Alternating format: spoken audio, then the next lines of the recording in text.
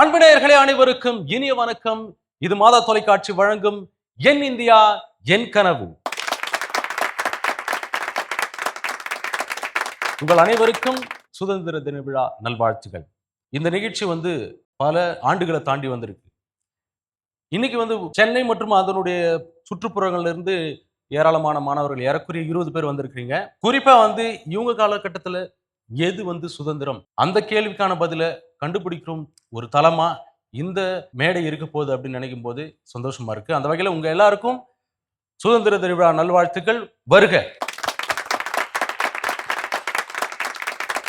மாணவர்கள்கிட்ட ஏராளமான கேள்விகள் கேட்க போறோம். அந்த கேள்விகளுக்கு பதில் அவங்க சொல்லுவாங்க. இந்த பதில்கள்லாம் கேட்டு அவங்களுடைய அனுபவத்திலிருந்து மிகச்சிறந்த கருத்துக்களை வழங்குவதற்காக வந்திருக்கக்கூடிய நமது முன்னாள் காவல்துறை தலைவர் திரு அலெக்சாண்டர் அவர்களை மேடைக்கு அழைக்கிறோம்.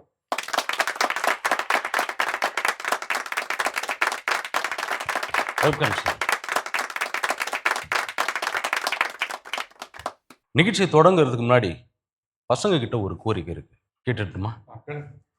எல்லாரும் கண்ணு மூடலாமா? ஒரு நிமிஷம், ஒரு 10 வினாடிகள் கண்ணு மூடுங்கள. கண்ணு மூடுங்க.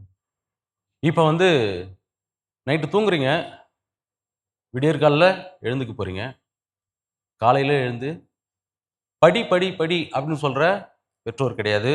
ஹோம்ஒர்க் எங்கப்பா அப்படின்னு கேட்குற டீச்சர்ஸ் கிடையாது. இந்த ட்ரெஸ்ஸை நல்லாவே இல்லை அப்படின்னு சொல்கிற ஃப்ரெண்ட்ஸுங்க கிடையாது, யாருமே கிடையாது. அப்படியே எழுந்துக்கிறீங்க காலையில். கண்ணு தரங்க, கண்ணு தரங்க. எப்படி இருக்குது இந்த ஃபீலிங்கு? எப்படி இருக்குது? நல்லா இருக்கா? இப்படியே இருந்துட்டா இந்த உலகம் நல்லா இருக்குல்ல? ஓகே, இதுதான் நாம் எதிர்பார்த்த இது எதுவுமே இல்லாமல் இருக்கிறது ஒரு சுதந்திரமா? எது சுதந்திரம் நமக்கு அப்படின்ற ஒரு கேள்விக்கான பதில் வாங்குறதுக்காக தான் அந்த ஒரு சின்ன கோரிக்கை வச்சேன் சார். ஆக்சுவலி நீங்கள் இருக்கிற ஒரு பருவம் என்ன மாதிரியான ஒரு பருவம் அப்படின்னு பார்த்தோம்னா, நீங்கள் சின்ன பசங்களும் கிடையாது, பெரியவங்களாகவும் கிடையாது, ரெண்டுக்கும் இடைப்பட்ட இடத்துல இருக்கிற ஒரு பருவம். அந்த வகையில் பார்த்தோம்னாக்கா இது ஒரு சிக்கலான பருவம். உங்களுக்கு எது செய்யலாமா அது செய்யலாமான்னு முடிவெடுக்கக்கூடியது சில தயக்கங்கள்லாம் கூட உங்களுக்கு வர்றதுக்கான வாய்ப்புலாம் இருக்குது. அந்த வகையில் பார்த்தோம் அப்படின்னாக்கா இன்றைக்கி நாங்கள் நிறைய கொஷின்ஸ் வச்சுக்கிறோம். ஸ்ட்ரெஸ்ஸு, பியர் ப்ரெஷரு, அப்புறம் டிஜிட்டல் வேர்ல்டு, ஸ்கூலில் இல்லைனா சுற்றி விளையாடு நண்பர்களுக்குள்ளே இருக்கிற புல்லிங், எந்தெந்த வகையில் உங்களுக்கு சுதந்திரம் தடைபடுகிறது இல்லை அனுமதிக்கப்படுகிறது அப்படின்னு 4 வகையில் பார்க்கலாம். அப்படின்னாக்கா ஃபஸ்ட்டு வீடு, பள்ளி, அப்புறம் உங்கள் நட்பு வட்டாரம், அப்புறம் இந்த உலகம். முதல்ல உங்களுடைய வீட்டு சூழ்நிலையில் உங்களுக்கு என்னென்ன மாதிரியான சுதந்திரங்கள் மறுக்கப்படுது இல்லை ஏற்கப்படுது அப்படின்றத நம்ம பார்க்கும். முதல்ல நீங்கள் ஃபியூச்சரில் என்ன ஆக போகிறீங்களோ அதை தேர்ந்தெடுக்கிற வாய்ப்பு நீங்களே எடுக்கலாம் அப்படின்ற வாய்ப்பு எந்த அளவுக்கு இருக்கு சொல்லுங்க. சுதந்திர தின விழாவை முன்னிட்டு கவிதை. விடுதலை என்னும் மென்மையான வானில் தேசம் ஒன்றே, என் இதயத்தின் ஒளிக்குருதியில் விளைந்த சுதந்திர பூக்கள், கண்ணீரில் நனைந்த வீர தியாகங்கள், மூவர்ண மேனியில் மூச்சு எடுக்கும் தாய்நாடே என் உயிரும் என் மண்ணுக்கே சொந்தம். வணங்குகிறேன் இந்த மண்ணை, வணங்குகிறேன் இந்த மக்களை. வாழ்க இந்தியா, வாழ்க சுதந்திரம். நன்றி. சூப்பர், சிறப்பு. இப்போ சொல்லுங்க உங்க பதில. எங்களுக்கு முழுமையா இருக்குது. முழுமையா இருக்கு. யாராருக்கெல்லாம் முழுமையா இருக்கு? கை உயர்த்தும். யாராருக்கு இல்ல? இல்ல. ஓகே, ஏன் இல்லைன்னு சொல்றீங்க? பெற்றோர்களோட கலந்துரையாடி அதுக்கப்புறம் முடிவு எடுக்கிறது தான் எங்களோட வீட்டோட கான்செப்ட். நல்லது நல்லது. முதல்ல ஃப்ரீடம் என்ற பெரிய கான்செப்ட், அந்த பெரிய அம்சத்தையே நம்ம கவனிச்சு பார்க்கணும். What is freedom? எது சுதந்திரம்? அதான் போட்டிருக்கேன்னு நினைக்கிறேன். எது சுதந்திரம் என்று பொதுவாக நீங்கள் கருதுவீர்களே, ஆனால் அடுத்தவங்களை தொந்தரவு பண்ணாமல் இருப்பது தான் சுதந்திரம். ஃபர்ஸ்ட், எல்லா பிள்ளைகளும் இப்போ எல்லாம் 11th 12th படிச்சுக்கிட்டு இருப்பீங்கன்னு நினைக்கிறேன். On the rule of the road, நல்லா கவனிச்சுங்க இந்த சப்ஜெக்ட். பேமம் on the rule of the road, சாலை விதிகள் பற்றி எழுதியது ஏஜி கார்டினர். 1917 ரஷ்யா சுதந்திரம் அடைந்து விட்டது. ரஷ்யாவில் கம்யூனிஸ்ட் ஆட்சி வந்துருச்சு. ஆகவே அந்த ரோட்ல போற பொம்பளை பிள்ளை என்ன பண்ணா, ஒரு கொடையை வச்சுக்கிட்டா கையில, அதை இப்படி சுத்திக்கிட்டே போறான். பின்னால் அவன் மூக்குல போய் அதை இடிபட்டுச்சு. அவன் என்னம்மா இடிக்கிற மூக்குல அப்படின்னு கேட்கிறான் அவன். அதுக்கு அவன் என்ன சொன்னா, எனக்கு ஃப்ரீடம் வந்துருச்சு, நான் சுத்திட்டு தான் போவேன், மூக்குல இடிபட்டு அதை பத்தி கவலை இல்லை. அவன் என்ன பதில் சொன்னான், your freedom ends where my nose begins அப்படின்னா. என்ன அர்த்தம்? எங்கெங்க என்னென்ன வேலை செய்யணுமோ அங்கெல்லாம் செய்யணும். ஃப்ரீடம் என்பது அடுத்தவர்களோடு அக்செப்ட் பண்ணி போவது ஒரு சோஷியல் கான்ட்ராக்ட். வீட்டுக்குள்ள அப்பாவும் அம்மாவும் சொல்றதை கேட்கறது மிக முக்கியமான காரியம். சில பேர் வேணாம்னு சொன்னாங்க, எங்களுக்கு ஃப்ரீடம் இருக்குன்னு எல்லாரும் சொல்லிட்டாங்க. ஆனால் எனக்கு கஷ்டமாக தான் இருக்குது. அது மாதிரி ஃப்ரீடம் இருக்காது பல வீடுகளில். நிச்சயமாக நீங்கள் உண்மையை சொல்லலைன்னு நினைக்கிறேன். ஃப்ரீடம் அவ்வளவு ஈஸியாக கொடுக்க மாட்டாங்க. ஏன்னா ஃபினான்ஷியல் கன்ஸ்ட்ரெயின்ஸ் இருக்கும், தூரத்தில் கொண்டு பிள்ளைய படிக்க வைக்க வேண்டியிருக்கும். 2, 3வது நீங்கள் எடுத்துக்கொண்ட சப்ஜெக்டில் ஃபியூச்சர் இருக்காதுன்னு அவங்க கடக்கப்படலாம். 2வது உங்கள் சப்ஜெக்டில் நீங்கள் எவ்வளோ சப்ஜெக்ட் நல்லா படிக்கிறீங்களோ அந்த சப்ஜெக்டில் போகணும். கணக்கில் 75 மார்க் 25 மார்க் வாங்கிட்டு நான் மேத்தமேட்டிக்ஸ் எம்எஸ்சி படிப்பேன்னா முடியாது இல்லையா? ஸோ இதுதான் அந்த பாயிண்ட் இதில், இந்த விஷயத்தில். சிறப்பு. நெக்ஸ்ட் கொஸ்டின் போகலாம். வீட்டில் உங்களை மற்றவர்களோடு ஒப்பிட்டு பேசும்போது, உங்களுக்கு கம்பேர் பண்ணி பேசும்போது உங்களுக்கு என்ன தோணும்? எனக்கு ரொம்ப கோபமாக ஏற்படும் சார். இப்போ என் ஃப்ரெண்டு என்னை விட ஒரு 5 மார்க் எடுத்துட்டானா அதிகமாக அவனை பற்றி பேசுவாங்க. அது எனக்கு ஒரு மன அழுத்தம் வரும். மற்றவங்கள பற்றி கம்பேர் பண்ணும்போது அவங்கள விட நம்ம கொஞ்சம் பெட்டராக பண்ணணும்னு சில டைம் தோணும். எனக்கு ஒரு விடாமுயற்சி வரும் சார். ஓ, இவங்க பண்ணுறாங்களே அப்போனா நம்மளும் கண்டிப்பாக மார்க் எடுக்கணும்னு எனக்கு அந்த விடாமுயற்சி வரும். என் வீட்டில் கம்பேர் பண்ணி பேச மாட்டாங்க. பேச மாட்டாங்க. சூப்பர். வேற எதுவும் சொல்ல மாட்டாங்க? கம்பேர் பண்ண மாட்டாங்களா? உங்களெலாம் கம்பேர் பண்ண மாட்டாங்களா? ஏன் கம்பேர் பண்ணுறாங்கன்னு எனக்கு தோணு இருக்கா? நம்மளோட நல்லதுக்கு, நம்ம நல்லதுக்கு. நம்ம அடுத்த நெக்ஸ்ட் டைம் நம்ம நல்ல மார்க் எடுக்கணும்.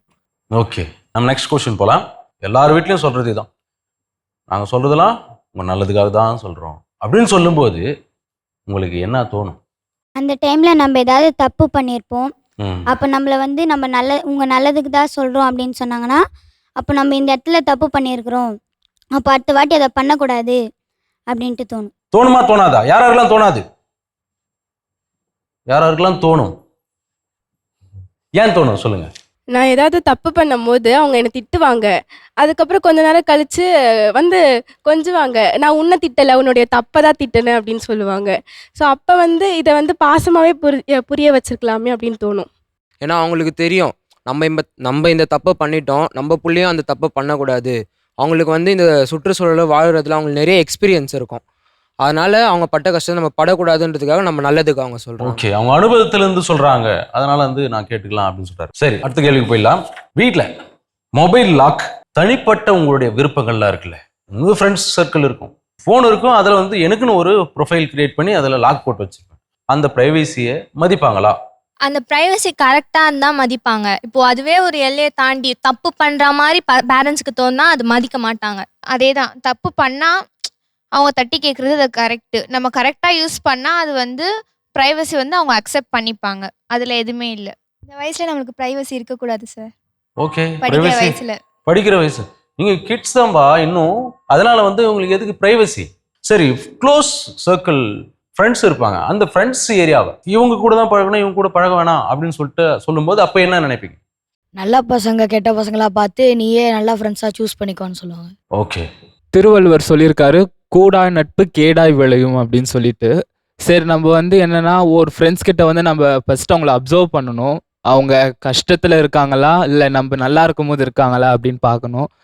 ஸோ அந்த மாதிரி ஃப்ரெண்ட்ஸை நம்ம வளர்த்துக்கும் போது நம்மளோட சேர்ந்து அவங்களும் முன்னேறுவாங்க, நம்மளுக்கும் தோள் கொடுப்பாங்க. ரொம்ப சிறப்பாக சொன்னார். கூடா நட்பு கேடாய் போகும் முடியும். சரி, அடுத்த கேள்விக்கு போகலாம். எங்கள் காலத்தெல்லாம் எப்படி? எங்கள் காலத்தெல்லாம் நாங்கள் அப்படி இருந்தோம் அப்படின்னு சொல்லிட்டு தாத்தா பாட்டி பெற்றோர்கள் அப்படிலாம் சொல்லும்போது என்ன தோணும்? எப்படி இருக்கும் உங்களுக்கு? அப்போ வேற மாதிரி இருந்தது. அதனால அவங்க காலத்தையும் இங்கேயும் கம்பேர் பண்ணும்போது அது தப்பாக தான் தோணும். இப்போ நம்ம வந்து வேற மாதிரி இங்கே வாழ்ந்துட்டு இருக்கோம், அவங்க வந்து அப்படி சொல்லும் போது நீங்கள் இருந்தது எப்படியோ இருந்தது, நாங்கள் இப்போ வேற மாதிரி வாழ்ந்துட்டு இருக்கோம், அதெல்லாம் உங்களுக்கு புரியாது அப்படின்ற மாதிரி தோணும். ஓகே, அவங்க வந்து அவங்க அனுபவத்தில் தான் சொல்கிறாங்க. அப்போது அது தப்புன்னு சொல்ல முடியாது. அவங்க சொல்கிறது ஒரு நம்மளுக்காக சொல்கிற மாதிரி இருக்கும். அதனால அது தப்புன்னு சொல்ல முடியாது. அவங்களோட கஷ்டத்தை அவங்க வந்து நம்மகிட்ட ஷேர் பண்ணுறாங்க. அப்போ நம்ம வந்து இன்னும் கேர் எடுத்து நல்லா படிக்கணும், இன்னும் வளரணும், வளர்ச்சி அடையணுன்றதுக்காக சொல்கிறாங்க. சரி, வீட்டில் ஆண் பிள்ளைகளுக்கும் பெண் பிள்ளைகளுக்கும் கொடுக்கப்படும் சுதந்திரத்தில் வித்தியாசம் இருக்கிறதா? இல்லை. இல்லை. முதல்ல சொல்லுங்க, ஏன் இல்லை? இப்போ டிஜிட்டல் வேர்ல்டில் எல்லாம் தான் அப்படியே போகிறாங்க. அப்போ வந்துட்டு பெண்கள் போகக்கூடாது. அப்போ இல்லை, நீங்கள் உங்கள் தான் கேட்டேன் நான். இப்போ வந்து எல்லா இடத்துலையும் எல்லாரும் தான் போகிறாங்க. ட்ரெஸ்ஸிங்லேருந்து எல்லாமே டிஃப்ரெண்ட்டாக தானே இருக்குது. ஓகே, வித்தியாசமாக பார்க்குறது இல்லை பெண் பிள்ளைகளையும் ஆண் பிள்ளைகளையும். சிறப்பு. அடுத்தது பார்க்குறாங்க சார். ஏன்னா ஆண் பிள்ளைகள்லாம் வெளியே நல்லா போகலாம், ம். அதே நாங்கள்லாம் போகும்போது ஏதாவது எங்களுக்கு ஆபத்து வரும், ம். அதனால வேணாம் அப்படின்றதுக்காக இந்த விஷயத்தில் வெளியே அனுப்ப மாட்டாங்க. எங்கள் வீட்டில் பண்ணுவாங்க சார். ஏன்னா இப்போது எங்கள் அண்ணன் ஒரு வேளை என் அண்ணனா வெளில போனான்னா அவன் பையன், அதனால அவனுக்கு சேஃப்டி இருக்கும். அதே நாங்கள் போனோன்னா ஷால் போட்டு போகணும்பாங்க, ஏன்னா பார்க்குற பார்வை தப்பாக இருக்குன்னு சொல்லுவாங்க. அதனால எங்கள் வீட்டில் அது பண்ணுவாங்க சார். எங்கள் வீட்டில் சொல்லுவாங்க, இந்த மாதிரி பண்ணுமா, நான் டைம் தரேன், நீ எப்போ போகணும் நான் சொல்கிறேன், அப்போ நீ போ, நைட்டு 6 மணிக்கு மேலே வெளில போகாது அப்படின்னு சொல்லுவாங்க சார். சிறப்பு. அது எங்கள் சேஃப்டிக்காக தான் சொல்லுவாங்க. சேஃப்டிக்காக சொல்றாங்க. அடுத்தது பார்ப்பாங்க சார். பார்க்க வேண்டிய நேரத்தில் மட்டும்தான் பார்ப்பாங்க. இப்போ சப்போஸ் வந்து எங்கள் அண்ணன் எங்கேயாச்சும் இப்போ தேட்டருக்கோ ஏதாச்சும் பார்க் எங்கன்னா போனோன்னா அப்போ பார்ப்பாங்க. நாங்கள் வந்து கரெக்டாக இருக்கணும், நாம் வந்து தப்பாக நடந்துக்கக்கூடாது. அவங்க சொல்கிற மாதிரி நம்ம நடந்துக்கணும். அவங்க கைட் பண்ணுறாங்களா இதேமாரி போகுமா அப்படின்னு சொன்னாங்கன்னா நம்ம போகணும். அவங்க கொடுக்குற ஃப்ரீடம் தாண்டி நம்ம போகக்கூடாது. எல்லாருக்குமே தெரிஞ்சது தான், நம்ம வெளியே போனால் இந்தமாரி நம்ம பாய்ஸ்லாம் எப்படி பார்ப்பாங்க, எவ்வளவோ நம்ம நியூஸ்லலாம் பார்க்குறோம். அந்தமாரி நம்ம வந்து கரெக்டாக நம்ம நடந்துக்கிறதுல தான் இருக்குது. இப்போ கேர்ள்ஸுக்கு வந்து சொல்கிறாங்க பேரண்ட், எங்கன்னா வெளியே போனால் ஷால் போட்டு போனால் அப்படி போடணும், ஏன்னா பார்க்குற பார்வை வேறு மாதிரி இருக்கும்ன்ட்டு.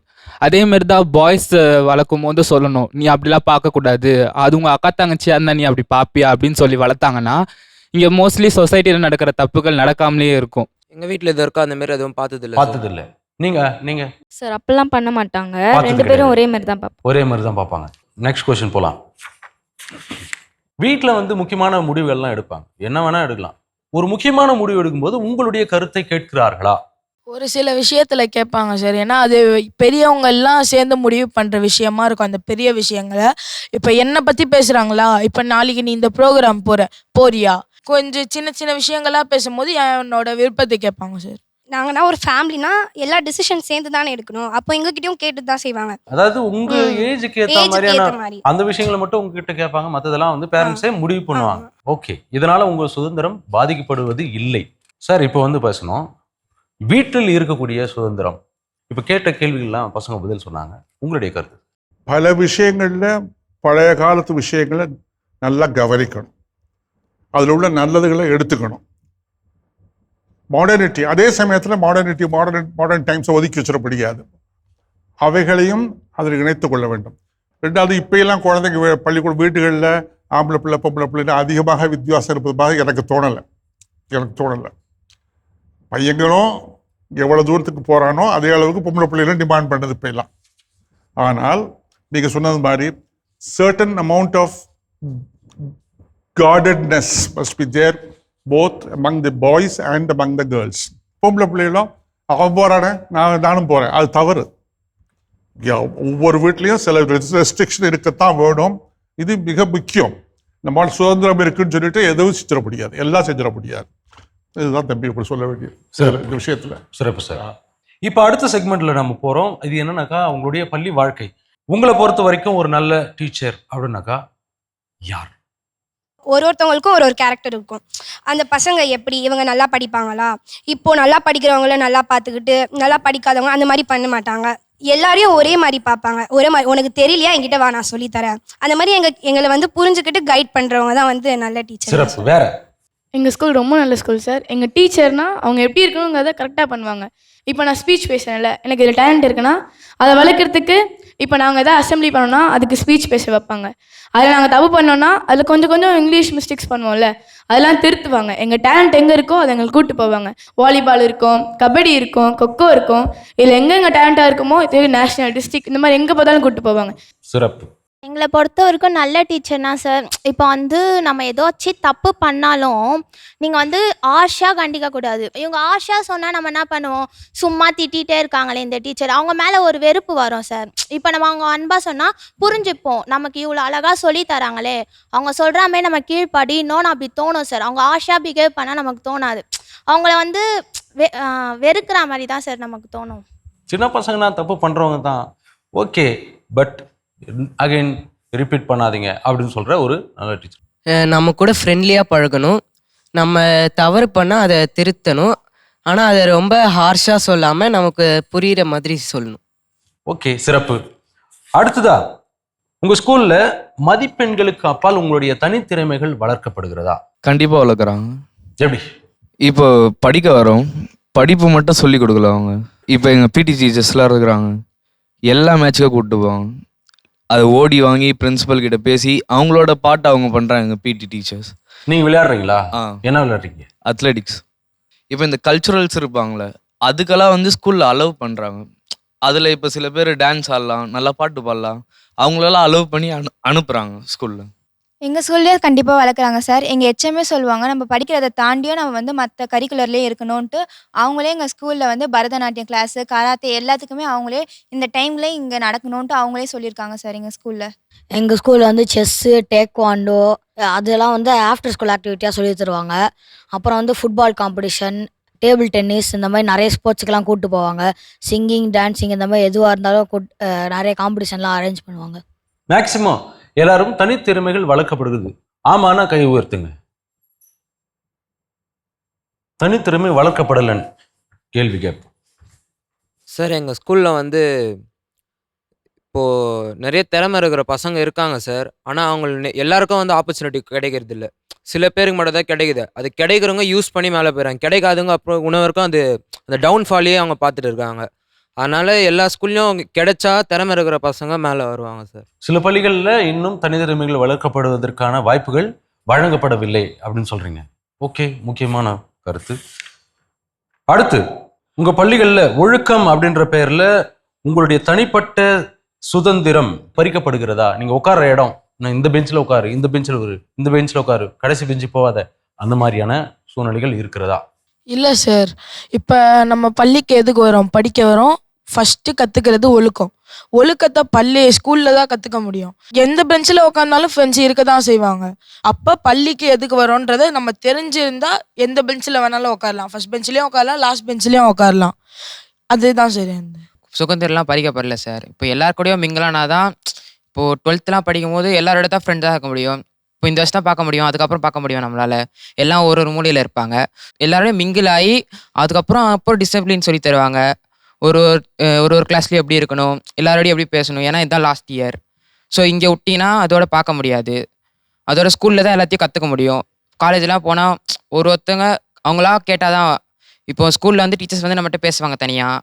இப்போ காலேஜ்லாம் அப்படிலாம் இல்லை, நீயா தான் கேட்கணும், அந்த மாதிரிலாம் சொல்லுவாங்க சார். ஒரு அற்புதமான பதில் இது. என்னன்னா, ஃப்ரெண்ட்ஸ் இங்கே இருக்கிறோம், இதுக்கப்புறம் வந்து எப்போ பார்ப்போமோ தெரியாது. அதனால வந்து எல்லாரும் கூடயும் பழகிறதுக்கான வாய்ப்பு அது உருவாக்கி தருகிறது. அதில் வந்து என்னுடைய சுதந்திரம்லாம் பறிக்கப்படுவதில்லை அப்படின்னு சொல்லிட்டு சூப்பராக சொல்லியிருக்காங்க. அவங்க கைத்தட்டல் கொடுக்கலாம். வேற பதில். இப்போ கிளாஸில் பார்த்தீங்கன்னா, இப்போ தனியாக உட்கார வைக்கிறாங்கன்னு வச்சுக்கோங்க. தனியானா ஃப்ரெண்ட்ஸ்லேருந்து பிரித்து உட்கார வைக்கிறாங்கன்னா, இப்போ நடத்துறத கவனிச்சாதான் நம்மளால படிக்க முடியும். நடத்துறதே கவனிக்காம பேசிட்டு இருந்தா அப்போ படிக்க கஷ்டமா இருக்கும். அதனால சுதந்திரம் ஏதோ பறிக்கப்படல, அதுதான் கரெக்ட், அப்படிதான் பண்ணணும். அதுதான் சரி.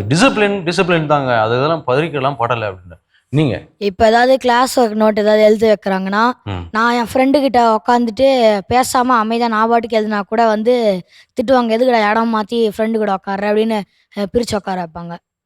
இப்போ பறிக்கப்படுகிறது சுதந்திரம். நீங்க வந்து உங்க ஃப்ரெண்டோட உட்காந்து பேசாம எழுதிட்டு இருந்தாலும் ஏன் வந்து இடம் மாதிரி உட்காந்து எழுதுற அப்படின்னு சொல்லிட்டு கேட்குறாங்க அப்படின்னா, அதுக்கு முன்னாடி ஏதாவது சேட்டை பண்ணீங்களா? சில நேரம் அவன் வந்து அமைதியாக உட்காந்துட்டு இருந்தா சிரிப்பு ஏற்றுவேன். அதனால அப்ப சுதந்திரம் பறிக்கப்படலை.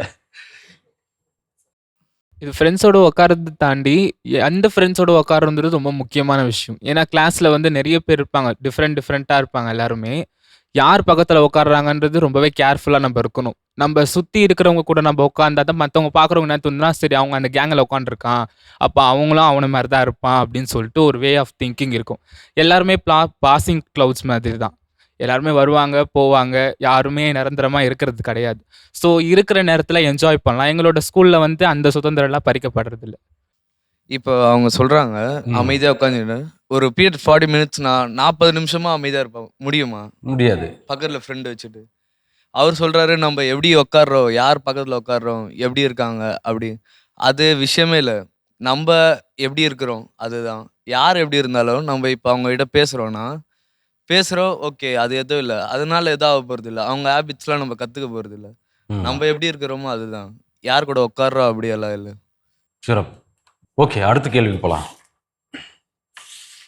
படிப்பு சுமையால் ஹோம்ஒர்க், டியூஷன், விளையாடுவதற்கும் ஓய்வெடுவதற்கும் நேரம் கிடைக்கிறதா? கிடைக்குது சார். இப்போ நான் படிக்கிறது 9th ஸ்டாண்டர்ட். இப்போ எனக்கு வந்து ஸ்கூல் முடிச்சுட்டு வரோமா, அப்போலேருந்து இப்போ ஒரு 5 o'clock விட்றாங்கன்னா 7 o'clock டியூஷன் ஸ்டார்ட் பண்ணுறாங்கன்னா அந்த 2 hour எனக்கு ஃப்ரீடம் தானே. நான் என்ன வேணாலும் பண்ணலாம். திருப்பி 7 o'clock டியூஷன் போய்ட்டு ஒரு 9 o'clock வரேன்னா அப்போ நம்ம சாப்பிட்டு நம்ம தூங்கணும். அப்போ எனக்கு அந்த 2 hours கிடைக்குது. அப்போ அதில் நான் என்ன வேணாலும் பண்ணலாம். படிக்கவும் செய்யலாம், விளையாடவும் செய்யலாம். ஓகே, சுதந்திரம் இருக்கிறது. வேற இல்லை சார், ஏன்னா வந்து 5 o'clock ஸ்கூல் விடுறாங்கன்னா வீட்டுக்கு போகிறோம். கொஞ்ச நேரம் தான் வந்து, ஏன்னா வீட்டுக்கு எப்போ போனாலும் அப்படியே படக்குன்னு அப்படியே டைம் ஓடிடுது, நிற்கவே மாட்டேங்குது. 1 hourனா 5 minutes மாதிரி அப்படியே ஓடிடுது. அதனால சரி ஃபேமிலி கூட போய் பேசலாம், விளையாடலான்னு பார்த்தா இருக்க மாட்டேங்குது. அதுக்குள்ளே ஈவினிங் 7 ஆகிடுது. அப்புறம் படிக்கலான்னு புக்கு எடுத்தால் ஒரு சப்ஜெக்ட்டுக்கே 1 hour போகுது. அப்போ எப்படி நம்மளால விளையாட முடியும், ஃபேமிலி கூட பேச முடியும்? அதனால வந்து இல்லைன்னு தான் சொல்லுவேன். ஆமாம், படிப்பு சுமந்து தான் பெருசா இருக்கு. ஆமாம் இருக்குது. ஆனால் வந்து டைம் ரொம்ப கம்மியாக இருக்கிற மாதிரி இருக்குதுன்றேன். 24 hours தான், அதுலேயே வந்து ஸ்கூலில் பாதி போயிடுது. வீட்டுக்கு வந்தோன்னா படிக்கிறதுக்கு தான் வந்து டைம் இருக்குது. அது ஏதோ ஒரு 30 minutes லாஸ்ட் கிடைக்கும். அப்போது போய் தூங்குன்னு வந்து துரத்திடுவாங்க. போய் தூங்கி திரும்பியும் காலையில் எழுந்து ஸ்கூலுக்கு வரணும். அதே டெய்லி ரொட்டீனாக போயிட்டு இருக்கும் சார். சொல்கிறான் அதில் டைம் பத்த மாட்டேங்குதுன்னு.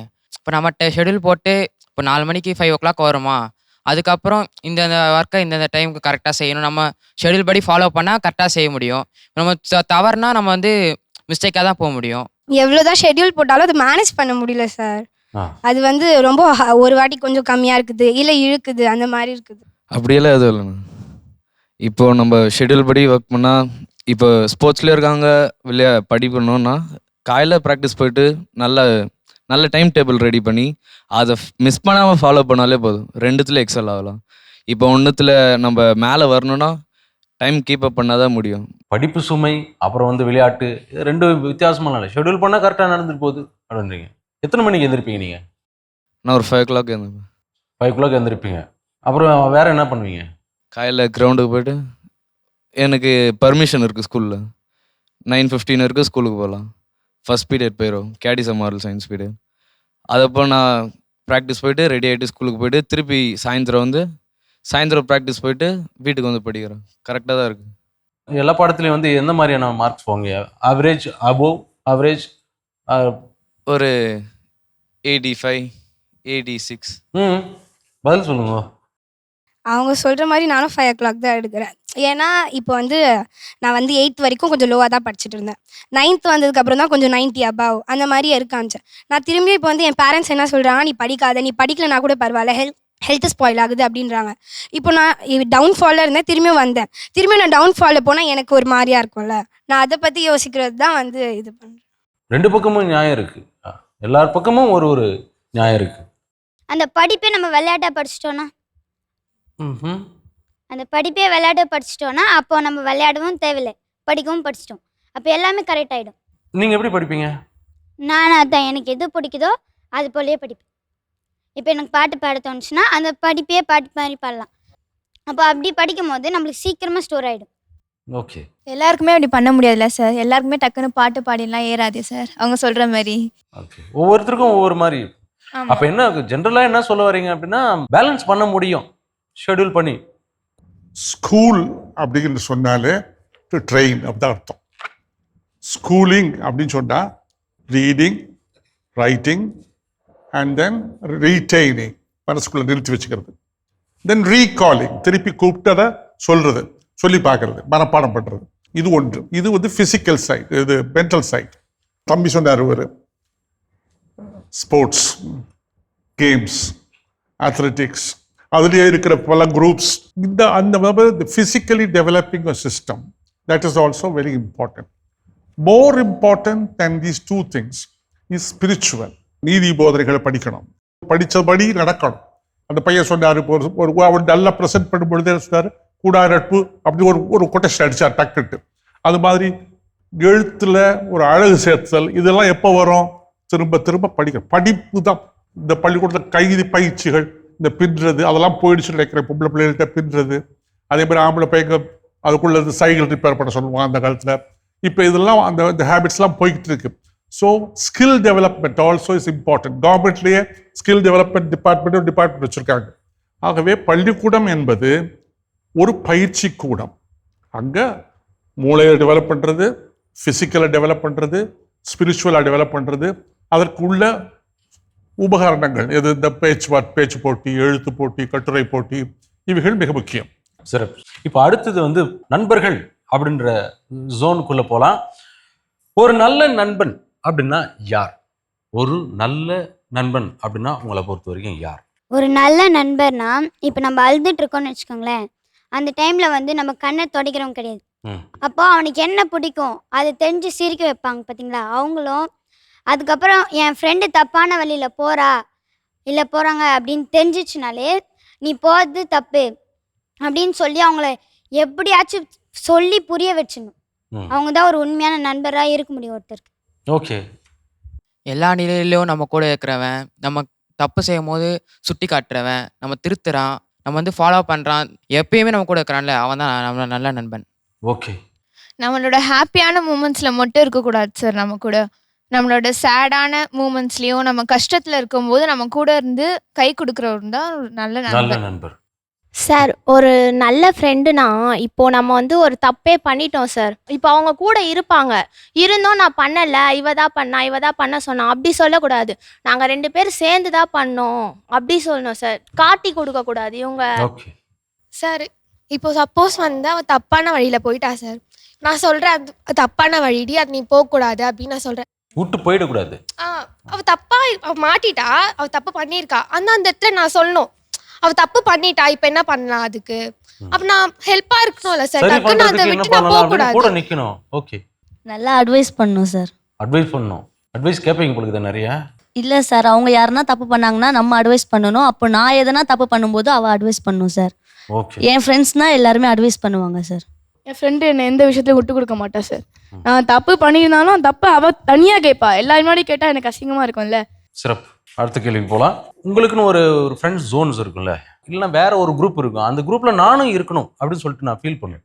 அதுக்காக அவங்க ஏதோ ஒரு எனக்கு பிடிக்காத ஒரு விஷயத்தை செய்ய சொல்கிறாங்க அப்படின்னா அதை செய்கிறீர்களா செய்வீர்களா? கட்டாயத்தின் பேரில் செய்வீங்களா? செய்ய மாட்டோம் சார். சிறப்பு. ஏன்னா அவங்க வந்து அவங்க கூட இருக்கணும்னு தான் நம்ம ஆசைப்படுறோம். அவங்களே நம்மள ஒரு தப்பான வழியில் போகும்போது அவங்க கெட்ட நண்பர்கள் தானே சார். அவங்க கூட நம்ம ஏன் சேரணும் சார்? கண்டிப்பாக போகக்கூடாது சார். ஏன்னா வந்து அவங்க வந்து ஒரு நல்ல அவங்க கூட ஜாயினாக நம்ம ஆகணுன்னாலும் அவங்க தான் ஒரு தப்பான ஒரு வழியில் போனாலும் நம்ம வந்து அவங்களுக்கு வந்து எடுத்து சொல்லணும். அது அவங்க தப்பாக ஒன்று செய்யும் போது அது தப்பு அப்படின்னு நம்ம சொல்லணும் சார். செய்யக்கூடாது சார். அப்படி அந்த மாதிரி செஞ்சு அந்த கேங்ல இருக்கணும்னு எந்த அவசியமும் இல்ல சார். அவசியமே இல்ல. அப்படி இருந்து என்ன பண்ண போறோம்? நம்ம ஒண்ணுமே பண்ண போறது இல்ல. ஃப்ரெண்ட்ஸ் குரூப் எனக்கு முக்கியம், அதனால நான் செய்யணும் அந்த மாதிரி போய் இருக்கணும்னு இல்லையே சார். அவங்க தப்பு பண்றாங்கன்னு தெரியுதா, உனக்கு நல்லதுன்னு எது தோணுதோ அதுக்கு மட்டும்தான் போகணுமே தவிர தப்புன்னு தெரிஞ்சு நீ அதுல போய் இருந்து ஒண்ணுமே பண்ண போறது இல்ல. அப்ப அதுல இருந்து வேண்டாம், வந்துடலாம். அதுல போக மாட்டீங்க? போக மாட்டேன். ஓகே. வேற அப்படிப்பட்ட குரூப்பே வேணாம் சார். அடுத்த கொஸ்டின் போலாம். நட்பு வட்டாரத்தில் ஒருவருக்கு அதிக பாராட்டு மதிப்பெண் கிடைக்கும் போது உங்களுடைய உண்மையான உணர்வு என்ன? ரொம்ப சந்தோஷமா இருக்கும். அது நம்மளை விட நிறைய மார்க் எடுத்துட்டாலும் ரொம்ப சந்தோஷமா இருக்கும். எதுவும் அது நம்மளுக்கு ரொம்ப பிடிச்சவங்க நிறைய மார்க் எடுத்துட்டாங்க, நம்ம எடுக்கலனாலும் பரவாயில்ல அப்படின்ட்டு அந்த இடத்துல ரொம்ப சந்தோஷமா இருக்கும் சார். இந்த காதில் வாங்கி அந்த காதில் விட்டுறேன் சார். இப்போ எல்லாம் அப்புறமா நான் வரப்போகிறேன், அவ்வளோதான். Okay okay. எனக்கு ரொம்ப சந்தோஷமா இருக்கும் சார். அந்த மெஜாரிட்டி பார்க்கும்போது அவளுக்கு கொஞ்சம் ஃபீலிங்காக இருக்கும். சரி. நீங்கள் அவங்க ஒரு நல்ல நிலைமைக்கு போயிட்டாங்கன்னா அதை பார்த்து நான் முதல்ல சந்தோஷப்படுவேன். அதுக்கு பிறகு என்ன பண்ணுவேன்னா, நான் அதில் இருக்கிற விஷயத்தை புரிஞ்சுக்கிட்டு நானும் அவங்கள மாதிரி விடாமுயற்சியோட முயற்சி பண்ணி நானும் மேலே வருவேன். ஓகே. உன் ஃப்ரெண்டை பார்த்து மார்க் எடுத்துட்டாரு யாராவது பாராட்டினா அந்த பாராட்டை நானும் வாங்கணும் அப்படின்னு சொல்லிட்டு முன்னாடி போவீங்க. ஓகே. இதை தவிர்த்து வேற சொல்லுங்க. இப்போ என் ஃப்ரெண்டு வந்து இப்போ ஸ்டேஜ் மேலே போய் ஒரு அவார்டு வாங்குறான்னா, இன்னைக்கு வந்து நான் அவனுக்காக ஜெலஸ் இல்லாமல் நான் அவனுக்காக கை தட்டுறேன்னா, ஒரு நாள் நான் வாங்கும் போது அவனும் அதே ஜெலஸ் இல்லாமல் எனக்காக உட்காந்து கை தட்டுவான். அதனால இதில் வந்து ஃப்ரெண்ட்ஷிப்பில் வந்து ஜெலஸ்ன்றது வந்தாலே அது வந்து ஒரு ஈகோவாக மாறிடும் சார். ஓகே. அதனால ஜெலஸை வந்து யாருமே பார்க்கக்கூடாது, அதில் வந்து ஸ்ட்ராங்காக இருக்கணும் சார். சிறப்பு. என்னன்னா இந்த கேள்வி என்னன்னா, உங்களுக்கு என்ன தோணும் அப்படின்னா, ஃபீலிங்காக இருக்கும், இல்லை பொறாமையாக இருக்கும், ஐயோ நம்மளால முடியலையே அப்படின்னு ஏக்கமாக இருக்கும், இந்த மாதிரி தோணும் இல்லை, அதுதான் நான் கேட்டேன். ஜெலஸ் அப்படின்றதுல ஒன் ஆஃப் த பார்ட். அதில் அந்த வகையில் பார்த்தா அப்படின்னாக்கா அந்த மாதிரி இருந்தாக்கா எனக்கு பெரும்பாலும் சந்தோஷம் தான் படுறேன் அப்படின்னு சொல்லியிருக்கீங்க. ஃப்ரெண்ட்ஷிப்பு ஷேக்ஸ்பியர் கேள்விப்பட்டிருக்கீங்களா? ஷேக்ஸ்பியர் யாரு? ஒரு பெரிய டிராமாட்டிஸ்ட். அவர் வந்து ஹேம்லெட்னு ஒரு பெரிய ஒரு துன்ப இயல் நாடகத்தை எழுதியிருக்கார், ஹேம்லெட் அப்படிங்கிறது. அந்த நாடகத்தில் ஒரு பையன், அதாவது உன மாதிரி ஒரு மாணவன் யூனிவர்சிட்டிக்கு போகிறான். அப்போ போகும் பொழுது அவனை கூப்பிட்டு அவனுக்கு ஏகப்பட்ட இன்ஸ்ட்ரக்ஷன் கொடுக்குறான். அதை கடைசியில் சொல்கிறேன். Choose your friends carefully. when once you have chosen, stick to him. Do not waste your money on him too much. Friendship எதில் முடியுது? மிட்டாய் வாங்கி குடிக்கிறது, ஐஸ்கிரீம் வாங்கி போகிறது, இதில் தான் போகுது. அப்படி செய்யக்கூடாதுன்னு சொல்கிறான் அவன். எல்லாரையும் தெரிஞ்சு வச்சுக்க. Make acquaintances with every one. பள்ளிக்கூடத்துக்கு எல்லாரும் அவனா எனக்கு தெரியுமே அந்த பையனை அப்படின்னு எல்லாரும் சொல்லணும்.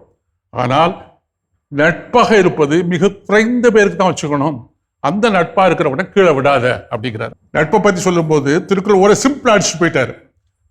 உடுக்கை இழந்தவன் கைபோல ஆங்கே இடுக்கண் களைவதாம் நட்பு. ஒருத்தர் வேஷ்டி கட்டியிருக்கான், அவன் கீழே கழுண்டு போல டக்குன்னு கை போகுது இல்லையா, அது மாதிரி உதவி செய்கிறவன் தான் நட்பு அப்படின்னு சொல்லியிருக்கான்.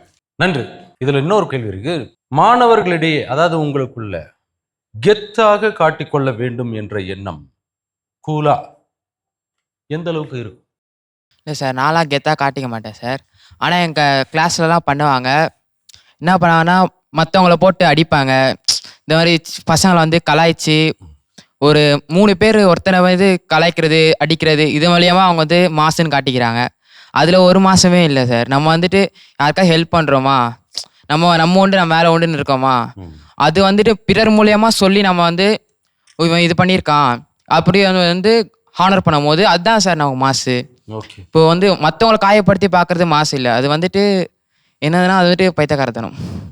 ஓகே, சிறப்பு சிறப்பு அப்படின்னு அவங்க நினைக்கிறாங்க. இப்போ ஸ்டார்டிங்கில் மாசுனா எல்லாம் அடிக்கிறது, கலாய்க்கிறது, அது போக போக ஒரு சில தவறான வழியை கொண்டு போவோம் சார்.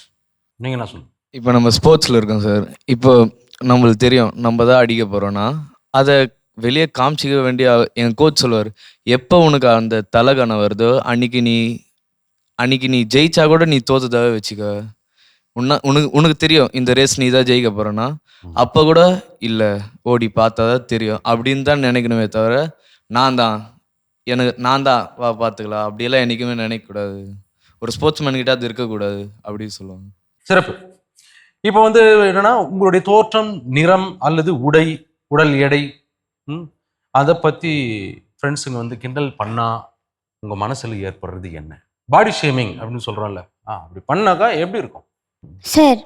அதுவே நம்ம ஃப்ரெண்ட்ஸு வந்து நம்மளை வந்து ஏதாவது வச்சு கிண்டல் பண்ணுறாங்கன்னா அப்போ வந்து அதை நம்ம பெருசாக எடுத்துக்க தேவையில்லை. அதை நம்ம அந்த இடத்துல வந்து நம்மளை சந்தோஷப்படுத்துறதுக்காகவோ கொஞ்சம் காமெடியாக இருக்கணும், ஏதாவது ஒரு இடத்துல சீரியஸாக இருந்திருப்போம், அந்த இடத்துல காமெடியாக இருக்கணும் அப்படின்றதுக்காக சிரிக்கணும் அப்படின்றதுக்காகவும் பண்ணுவாங்க.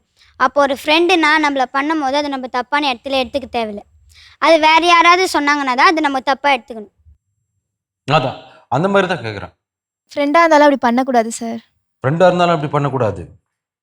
ஏன்? ஃப்ரெண்டுங்க வந்து நம்மளை அவங்க எப்படி சார் கலாய்க்கலாம்?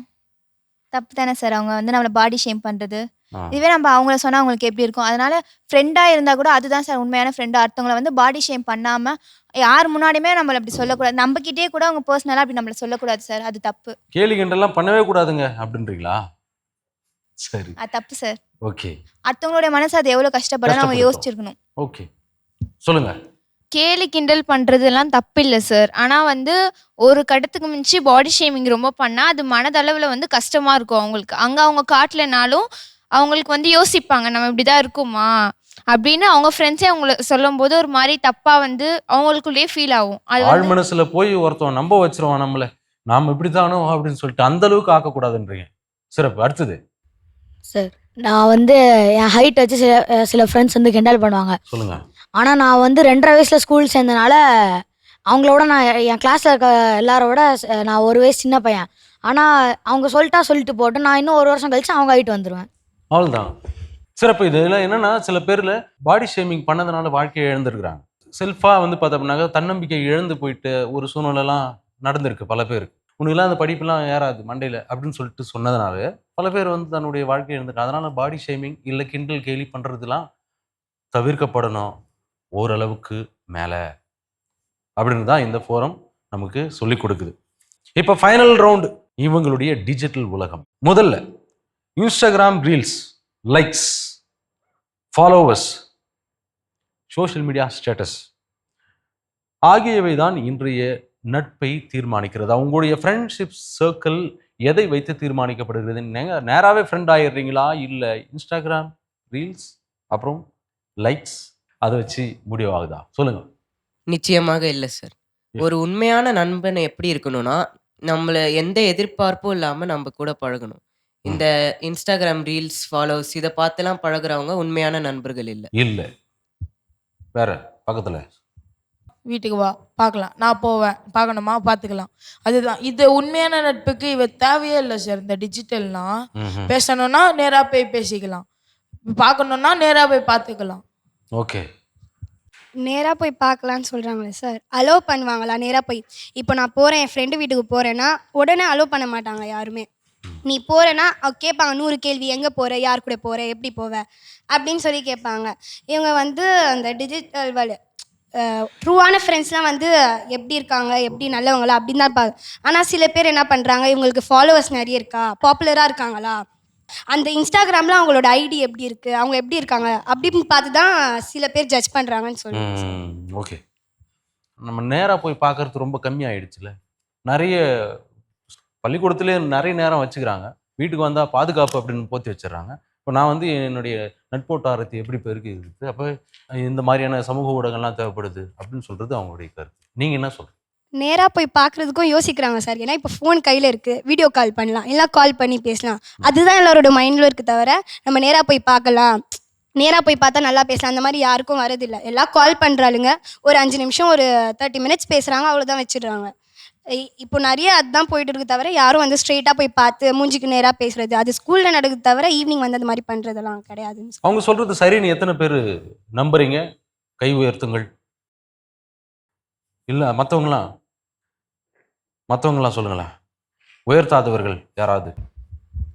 இப்போ வீடியோ காலில் பேசும்போது ஒன்றா போய் ஃபுட்பால் இதெல்லாம் விளாட்லாமா? விளையாட முடியாதுல்ல.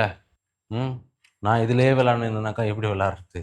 வீடியோ கால் பேசும்போது லூடோலாம் விளையாடுனால சார், ஃபோன் கேம்ஸ்லாம் விளையாடுவாளுங்களே, அவ்வளோலாம் யோசிக்கிறது இல்லை சார். யாரோ ஃபுட்பால் விளையாடுறாங்க இது அப்படின்னு, எப்படி ஃபோனில் என்ன இருக்கோ அதான் பார்க்க போகிறாங்க. ஆன்லைன் கேம்ஸ் விளையாடுறீங்க, ஃபிசிக்கல் கேமுக்கு அதான் சார் ஃபிசிக்கல் கேமே லோ ஆயிடுச்சுன்றேன் இப்போலாம். லோ ஆயிடுச்சு. ஆமாம், ரொம்ப லோ ஆயிடுச்சு. ஆன்லைன் கேம்ஸ் தான் நிறைய ஹையாக போயிட்டு இருக்குது இப்போலாம். ஃபிசிக்கல் கேம்ஸ் விளையாடுறவங்க விளையாடிட்டு தான் இருப்பாங்க, லோலாம் எதுவும் ஆகல. அப்போ எத்தனை ஸ்போர்ட்ஸ்மேன் இருக்காங்க? ஆன்லைன் கேம் விளையாடுறவங்களோட ஸ்போர்ட்ஸ்மேன் ஜாஸ்தியாக இருக்காங்க. அதெல்லாம் ஒன்றும் லோ ஆகல.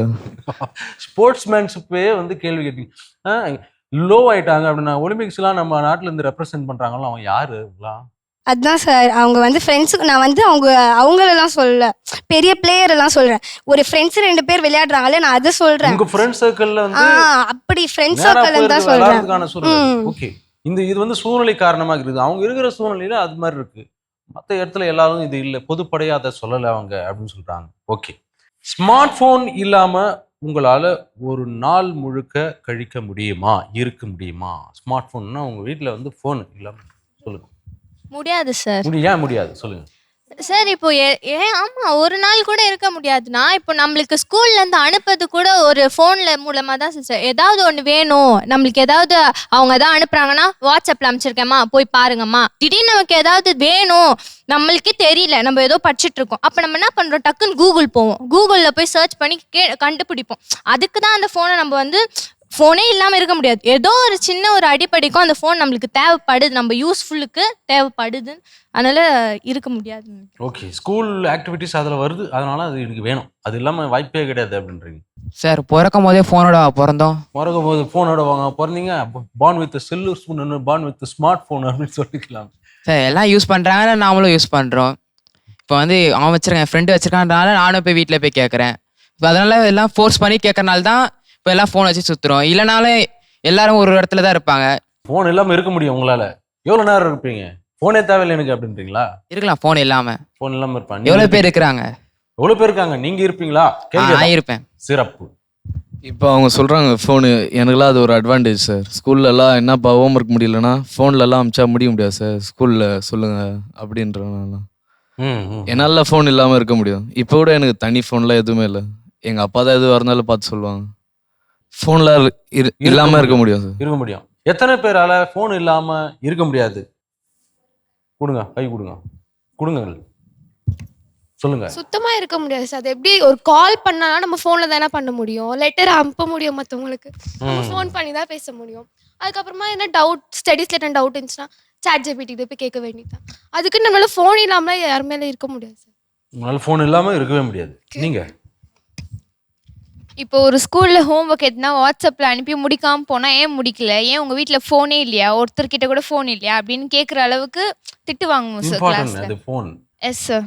சார் ChatGPTல கேட்குறோன்னு சொல்கிறாங்கல்ல சார், அப்போ எது சார் புக்கு தராங்க ஸ்கூலில்? புக்கு கைடு எல்லாமே யூஸ் பண்ணுறோம் தானே. இப்போ ChatGPT அப்போ ChatGPT யூஸ் பண்ணலாமே, எதுக்கு ஸ்கூலுக்கு வராங்க, வீட்லேருந்து படிக்கலாமே. ஆமா, கத்துக்கிற நேரத்துல ஏன் ChatGPT யூஸ் பண்றீங்க, இல்ல ஜெமினி யூஸ் பண்றீங்க? எல்லா டைமும் டீச்சர்ஸ் கூட இருப்பாங்களா சார்? டக்குன்னு டவுட் வேணா யார்கிட்ட போய் கேட்கறது?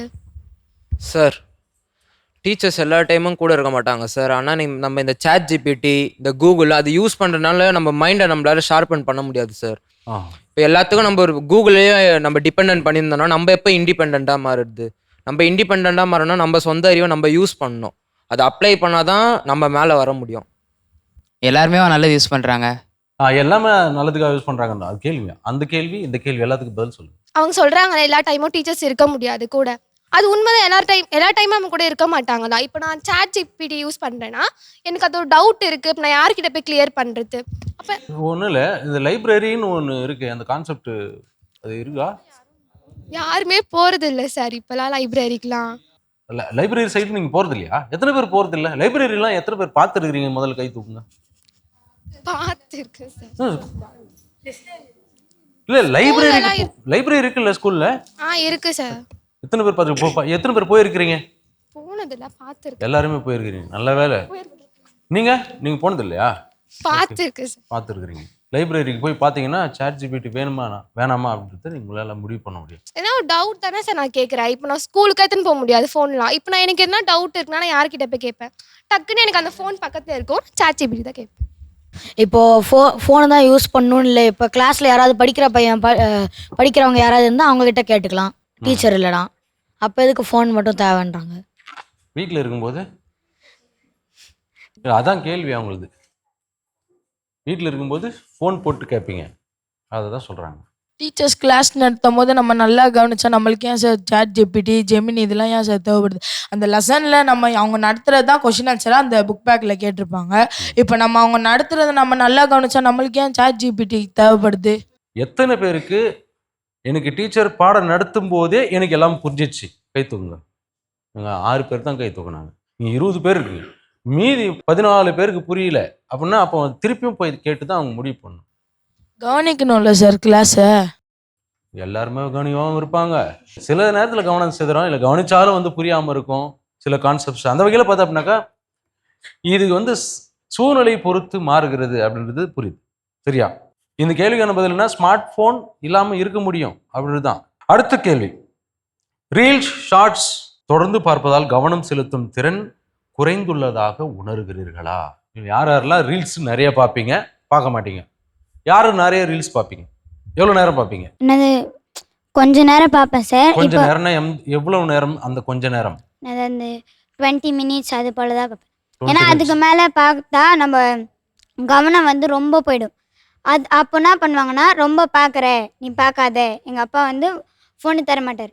இல்லை நான் நிறைய பார்த்துட்டேன் அப்படின்னா, இப்போ ஒரு புக்கே தைச்சு படிக்கிறேன், அப்போ என்ன தோணும், நம்ம இந்த ரீல்ஸ் பார்க்கலாமா, அந்த ரீல்ஸ் பார்க்கலாமா, அப்போ அங்கே போய்டும், நம்ம படிக்க மாட்டோம். இப்போ நம்ம ரீல்ஸை நல்லா பார்த்துட்டே இருக்கோம்னா அவங்க நல்லா ஆடுறாங்களே, நம்மளும் ட்ரை பண்ணி பார்க்கலாமே நமக்கு தோணும். அதே நம்ம ஒரு படிக்கிற விஷயத்த பார்த்தா ஓகே இது ஒரு கீ பாயிண்ட்ஸ் மாதிரி நம்ம படிப்போம்ல, அதனால ரீல்ஸை கொஞ்சம் அவாய்ட் பண்ணு சார். படிக்கிற மாதிரி ரீல்ஸ் எத்தனை வருகிறது? நீங்கள் கேட்ட கொஸ்டின் இப்போ ரீல்ஸ் பார்த்து ஏதாச்சும் தனித்திறமை இது பண்ணுறது தானே சார். நான் ரீல்ஸை பார்த்து தான் டான்ஸே கற்றுக்கிட்டேன். எனக்கு டான்ஸ்னால் ரொம்ப பிடிக்கும். டான்ஸ் கற்றுக்கிட்டீங்க, அதான் தனித்திறமை தவிர்த்து பள்ளி சார்ந்த ஆக்டிவிட்டிஸ் சொல்கிறேன். நீங்க டான்ஸ் ஆடுறீங்க. இப்போ அது ரீல்ஸே ஒரு ஷார்ட் நோட் மாதிரி கொடுப்பாங்க. கெமிஸ்ட்ரிக்கு எக்ஸாமுக்கு தேவையான ஃபார்முலா, அப்புறம் இம்பார்ட்டண்ட்டான கொஸ்டின்ஸ்னு அவங்களே மார்க் பண்ணி, அதனால நான் அது ரொம்ப வராது, கொஞ்சம் கொஞ்சமாக வரும். அந்த ஃபார்முலாஸ் அதுதான் நிறைய வரும், அது மட்டும் தான் நான் எடுத்துப்பேன். அது எடுத்துப்பேன். அப்புறம் டான்ஸ் வீடியோஸ், அவ்வளோதான். வேற மற்றது எதையும் நான் பார்த்ததில்ல. சிறப்பு. எந்த அளவுக்கு ஹெல்ப் பண்ணுது அது? அது ரொம்பன்னு சொல்ல முடியாது, ஒரு 50க்கு 25, பாதிக்கு பாதின்னு சொல்லலாம். அடுத்தது வேற பதில். நெட்டாக ஃபார்முலா இருந்தால் அதுக்கு எதுக்கு சார் மிஸ்ஸுங்களாக இருக்கிறாங்க? நம்ம மிஸ்ஸுங்க சொல்லி தரது தானே எக்ஸாமுக்கே வருது. ஒன்றும் இல்லை, மிஸ் சொல்லி கொடுத்து புரியாதது உன் பக்கத்தில் உட்காந்து ஃப்ரெண்டு சொல்லி கொடுத்து புரிஞ்சுட்டு இருக்கும். இப்போ நம்மளுக்கு புரியலையானா நம்ம மிஸ்ஸுக்கிட்ட கேட்டாங்க சொல்லியே தர மாட்டாங்களா? அவங்க அத்தனை வாட்டி கேட்குறாங்களே சார். புரியுதான்னு கேட்கும் போது நம்ம புரியலன்னா கேட்கலாம்ல, கேட்டால் பதில் அப்படியே சொல்லுங்க. புரிச்சுக்கலாம்ல. பதில் சொல்லுங்க. எல்லா மிஸ்ஸும் வந்து எல்லாமே படிக்கதாம்மா சொல்லுவாங்க. தனித்தனியாக இது ரொம்ப இம்பார்ட்டண்ட்டாக சொல்லுவாங்க. இப்போ நம்மளுக்கு நிறைய இப்போ எக்ஸாமுக்கு வருதுன்னா எல்லாமே வராது, அதுலேருந்து எதுனா கொஞ்சம் தான் வரும். அப்போ வந்து நம்ம எல்லாத்தையும் பார்க்கணும்ல. மிஸ் சொல்கிறத மட்டும் படித்தா நீ பாஸ் ஆகிடுவியா? மற்ற எல்லாத்தையும் கொஸ்டின் பேப்பர் எடுத்து பார்த்தா தானே நம்மளுக்கு புரியும். நம்ம ஒரு ரீல்ஸ் பார்க்கும்போது அவங்க டான்ஸ் பண்ணுறாங்க, இப்படி இருக்காங்கன்னு ஒரு சேனலாக வச்சுருக்காங்க. எல்லாருமே இந்த சேனல் க்ரியேட் பண்ணி அப்படி இப்படின்னு வச்சுருக்காங்க. நம்ம அதெல்லாம் பார்க்கும்போது இவங்க நல்லா பண்ணுறாங்க, அதுக்குள்ளே நம்ம இன்னும் பார்க்கணும் தான் நமக்கு தோணுது. நம்ம வேணாம், நம்ம தள்ளி இருக்கலாம்னு தோண மாட்டேங்குது. எவ்வளவோ இருக்குது. இன்ஸ்டா பார்க்குறாங்க, ஸ்னாப் சாட் பார்க்குறாங்க, யூடியூப் பார்க்குறாங்க. எல்லாருமே இதுக்குள்ளே. இன்ஸ்டாக்கு சில பேர் ரொம்ப அடிக்ட் ஆயிருக்காங்க, ஃபாலோவர்ஸ் எத்தனை, இதுலேயே தான் சில பேருடைய இது இருக்குது, கவனச்சிதறல் ஏற்படுகிறது சார். நீங்க சொல்லுங்க. நாம் இந்த மாதிரி ரீல்ஸ் ஷார்ட்ஸ் இதெல்லாம் பார்க்கும்போது அதெல்லாம் 2 நிமிஷத்துக்கு கீழே தான் இருக்கும். நம்ம வந்து அதே பார்த்து நம்ம மூளை வந்து அதுக்கே பழகிடுச்சுன்னா அப்புறம் நம்ம வந்து இந்த மாதிரி கிளாஸில் வந்து 40 நிமிஷம் இருக்குமா, அதுக்கு அந்த 40 நிமிஷமும் ஃபுல்லாக கவனிக்க முடியாது நம்மளால. இது ஒரு முக்கியமான பதில். ரெண்டு நிமிஷத்துல, ஒரு நிமிஷத்துல எனக்கு வந்து சில விஷயத்த சொல்லி கொடுத்துட்றாங்க. ஏதோ 40 நிமிஷம் உட்காந்து நான் வந்து எப்படி பார்ப்பேன், கேட்பேன். இதுக்கு என்ன சொல்றீங்க சார்? இதுக்கு என்ன சொல்றீங்க? இந்த காலையில் வரும்பொழுது தினத்தந்தி பேப்பர் பார்த்தேன். ஒவ்வொரு பிள்ளையும் எவ்வளவு நேரம் யூஸ் பண்ணுறாங்க இன்ஸ்டாகிராம், சாட், ஜேபிடி. இதுக்கு முன்னால் மாதா டிவியில் ஒரு ரிவ்யூ போட்டாங்க ஒரு தடவைக்கு. அதில் பார்த்தா 5 hours people are using mobile phone per day. Of the 24 hours, 24 மணி நேரத்தில் 5 மணி நேரம் இந்த ஃபோனை தொட்டுக்கிட்டு இருக்கீங்க. இது தவறான காரியம், நிச்சயமாக தவறான காரியம். மொபைல் ஃபோன் வச்சுக்க வேண்டியதான். You have your mobile phone for urgent necessity.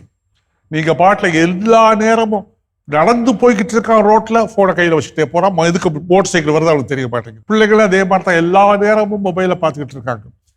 பாடத்தை பார்த்தா கூட பரவாயில்லை, பல விஷயங்களை பார்க்குறாங்க. நம்ம ஓடிட்டு இருக்கும்போது பார்த்தா ஓடி ஜெயிச்சுட்டு இருக்காங்க, அதை தெரிஞ்சுக்கிட்டீங்க.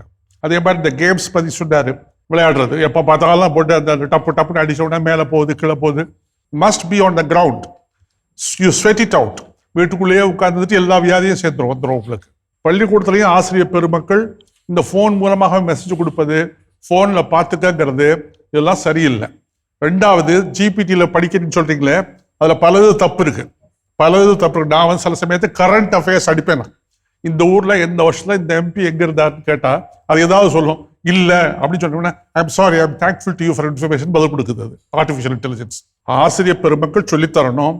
சந்தேகம் கேட்டால் ஆசிரியர்கிட்ட தான் போகணும், லைப்ரரிக்கு போகணும். இதுதான் மிக முக்கியம். இந்த ஃபோன் வந்து அதிக அளவில் நம்மை ஆட்கொள்வது சரியானதாக எனக்கு தென்படவில்லை. சிறப்பு.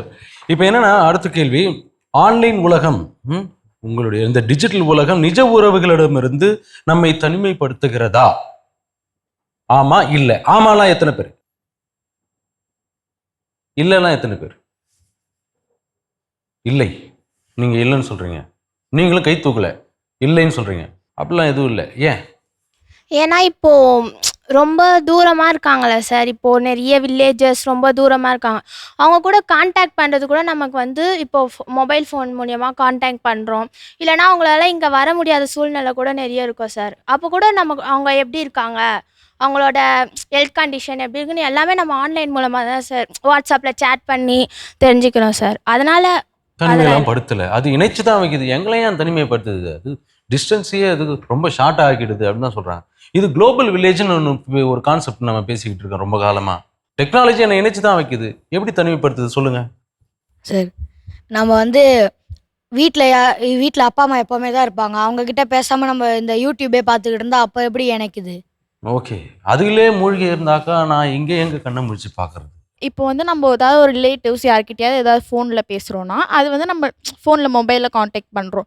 அதே ஒரு இது வந்து அவங்க வந்து நேரில் நம்மக்கிட்ட வராங்க, இப்போ நம்ம வீட்டில் இருக்காங்க அப்படின்னா அது வந்து ஒரு தனி ஃபீலிங். அப்போ வந்து எல்லார் கூடயும் இருக்கிறது அது வந்து நம்மளுக்கு ஒரு ஹாப்பினஸை தரும். இப்போ நார்மலாக இப்போ ஃபோன் இருந்துச்சுன்னா எல்லா டைமும் அவங்க வந்து வரதுக்கு வந்து ஆப்பர்ச்சுனிட்டி இருந்தாலுமே நம்ம வந்து ஏதாவது ஃபோன் இருக்கே, ஃபோன்லேயே பேசிக்கலாம், அவங்க எதுக்கு நேர்லலாம் போயிட்டு அப்படின்ற தோணும் வர ஆரம்பிச்சோம். சில டைம்ல ரிலேட்டிவ்ஸ் வீட்டுக்கு வந்தா கூட நம்ம அவங்கள மதிக்காம நம்ம ரீல்ஸே பார்த்துட்டே இருக்கோம்ல சார்.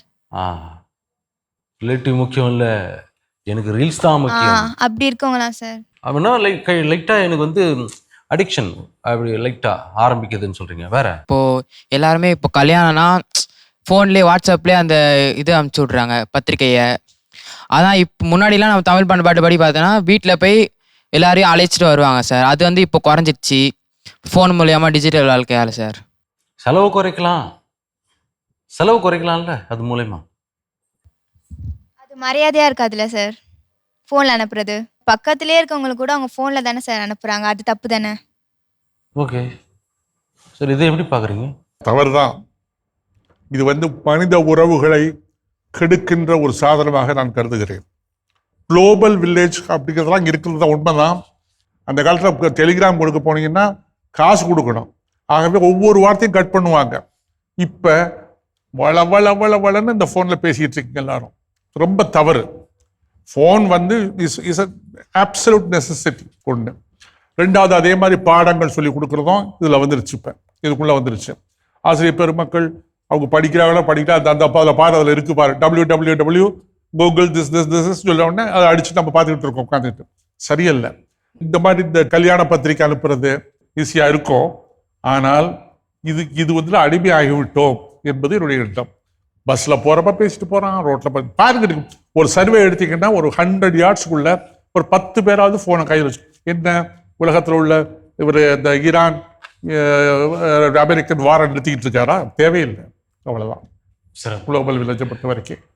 ஆக்சுவலி இந்த என் இந்தியா என் கனவு இந்த நிகழ்ச்சியினுடைய கருத்து கணிப்பு வந்து ஏறக்குறைய 2 வாரங்களாக போயிட்டு இருந்துச்சு. அந்த சர்வே அடிப்படையில் பார்த்தா அப்படின்னா இன்னைக்கு நீங்கள் என்னென்னா சொல்லியிருக்கீங்களோ அதுதான் மேக்சிமமும் சொல்லியிருக்கிறாங்க.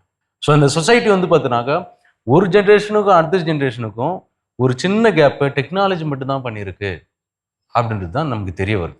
அந்த டெக்னாலஜியில் நம்ம மூழ்கி விடக்கூடாது, அடிமையாகிடக்கூடாது. அது மூலயமா பெட்டர்மெண்ட் என்ன பண்ண முடியுமோ அதை தான் பண்ணணும் அப்படின்னு சொல்லிட்டு சார் சொல்லியிருக்காங்க. நெக்ஸ்ட் கொஸ்டின் என்னன்னா, சமூக வலைதளங்களில் காட்டப்படுகின்ற ஆடம்பர வாழ்க்கை முறை லைஃப் ஸ்டைல் அதெல்லாம் பார்க்கும்போது உங்களுக்கு என்ன தோணும்? எனக்கெல்லாம் அந்த மாதிரிலாம் பார்த்தா தோணாது சார். ஆடம்பர வாழ்க்கை தோணாது சார்.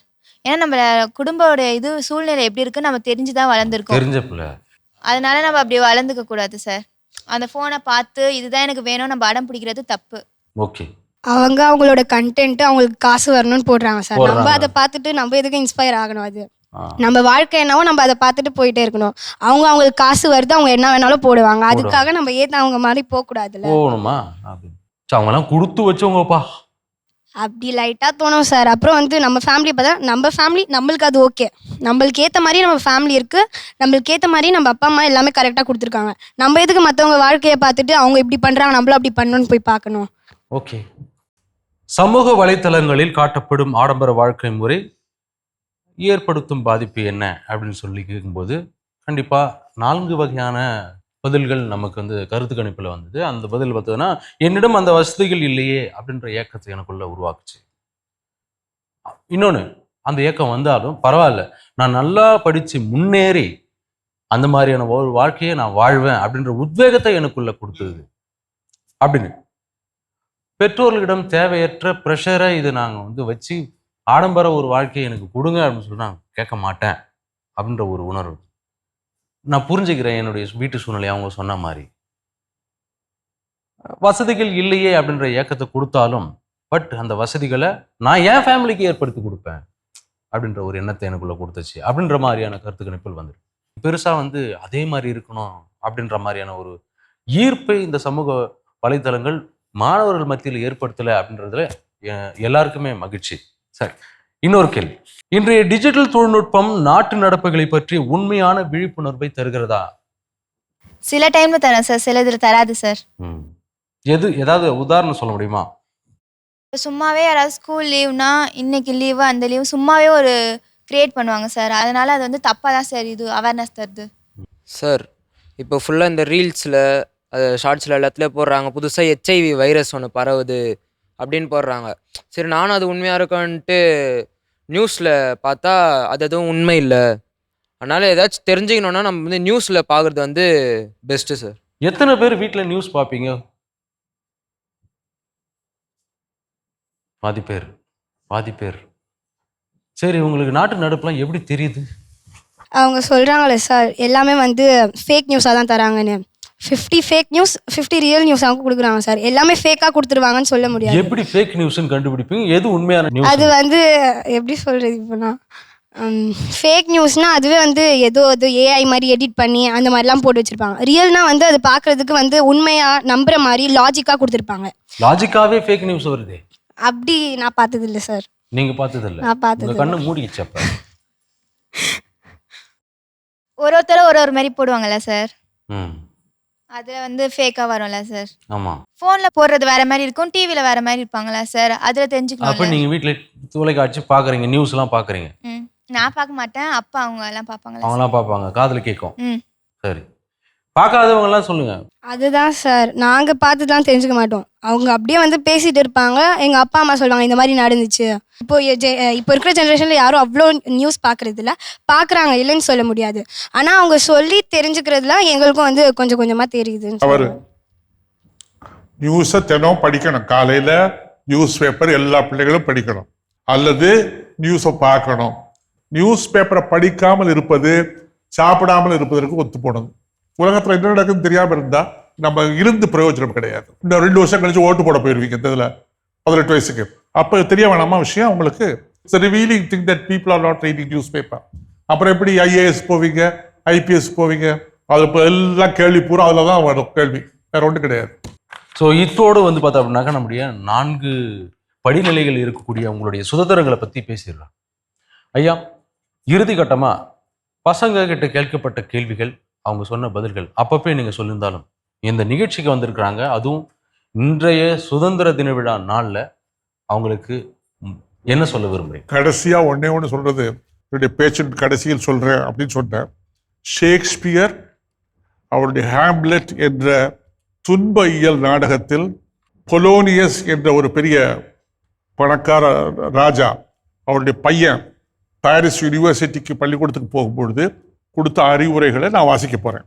இது என்ன சொல்கிறாரு? முதல்ல ஹியர் லைட் இஸ் அபவுட், அதாவது புறப்பட்டுக்கிட்டு இருக்கான், கப்பலுக்கு போகிறான். ஆனால் வேஸ்ட் டைம் ஆயிடுச்சு. Wind sits in the shoulder of your sail. நிறைய கப்பல் புறப்பட ரெடியாக இருக்கு, டிலே பண்ணிக்கிட்டு இருக்க. அப்போ என்ன அர்த்தம்? பங்க்சுவாலிட்டியை பார்த்து சொல்கிறான். கிவ் தை தாட்ஸ் நோ டங். என்ன அர்த்தம்? கிவ் தை தாட்ஸ் நோ டங் நார் எனி அன்ப்ரப்போர்ஷன்டு தாட் இஸ் ஆக்ட். வர்றதெல்லாம் செஞ்சு பார்க்கணும்னு நினைக்காத. பி தவ் ஃபெமிலியர், எல்லாருக்கும் தெரிஞ்சபடி இரு. இந்த பையனை பார்த்தா, ஓ எனக்கு திருப்பி இந்த பையனை அப்படின்னு எல்லாம் சொல்லணும். But by no means vulgar. அதுக்கிட்டு சீப்பா போய் எல்லா இடத்தையும் போய் நிற்காத. Don't be vulgar. சண்டை போடுறாப்புல மனஸ்தாபம் ஏற்படுது ஒருத்தனோட, உடனே சண்டை போடாத.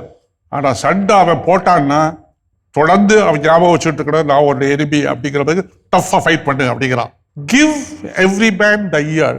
யார் என்ன பேசாலும் கேட்டுக்கிட்டு இரு. But few thy voice. நீ பேசாத அனாவசியமா. Costly thy habit as thy purse can. உனக்கு எவ்வளோ ரூபா நான் கொடுத்து விட்ருக்கணும், அதுக்கேற்ற சட்டை வேஷ்டி வாங்கிக்கோ. அங்கே ஒரு டை, இங்கே ஒரு டை, இந்த இப்படி சட்டை, இப்படி சட்டை, இந்த முடி வெட்டுறது, இப்படி இதெல்லாம் காஸ்கெட் கட்டிங், இந்த பாஸ்கெட் கட்டிங், இதெல்லாம் வச்சுக்காத அப்படிங்கிறான். நெய்தர் அ பாரோவர் நார் அ லெண்டர் பி. யார்ட்டையுமே கடன் வாங்காத, யாருக்கும் கடன் கொடுக்காத. The loan loses the money as well as friendship. கடன் அன்பை முறிக்கும் எழுதி போட்டிருப்பான் கடையில், பார்த்தீங்களா? அது மாதிரி பணம் போயிடும், ஃப்ரெண்ட்ஷிப்பும் போயிடும். எது சுதந்திரம் என்று கேட்டால், மற்றவர்களுடைய சுதந்திரத்தில் இடர்பாடு செய்யாமல் இருப்பதுதான் சரியான சுதந்திரம். These are all the lessons that we have to think of on this day. Thank you very much. Thank you sir. இந்த நிறைவு வரிகளோடு இன்றைய நிகழ்ச்சி, இந்த என் இந்தியா என் கனவு எது சுதந்திரம் என்ற கருத்து மேடை நிறைவுக்கு வருகிறது. இது மாதா தொலைக்காட்சி வழங்கும் என் இந்தியா என் கனவு. நன்றி, வணக்கம்.